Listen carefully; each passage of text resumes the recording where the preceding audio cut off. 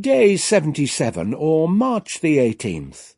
Leaders, be followers where God's concerned. Our thoughts today are from 1 Samuel chapter 13, verses 8 and 9.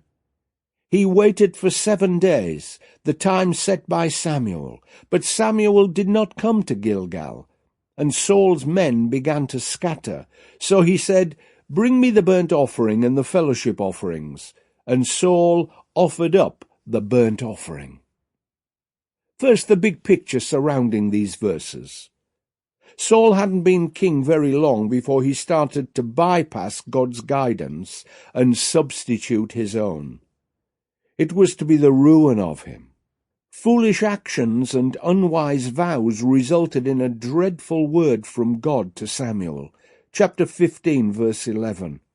"I am sorry that I ever made Saul king, for he has not been loyal to me and has refused to obey my command."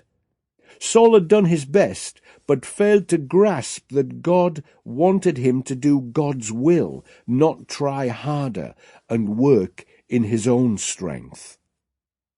And now, our action step for today. Saul is about to fight the Philistines and is waiting for Samuel to arrive to make the appropriate sacrifices to God. Samuel doesn't turn up on time, and the situation is beginning to fall apart in the mind of Saul. So Saul takes everything into his own hands and decides to offer the sacrifices himself. Saul was a member of the tribe of Benjamin, but the sacrifices could only be offered by a priest from the tribe of Levi. Saul simply takes the law into his own hands and makes the offerings, and then Samuel turns up. Saul had allowed circumstances to determine his actions. It's a problem many of us experience from time to time.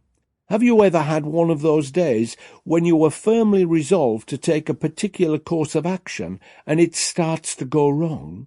Of course, there are times when we need to be flexible, but sometimes we let other pressures succeed in our lives when a gentle self-reminder would help us firm up on where we are going. Don't let others determine your actions and reactions today.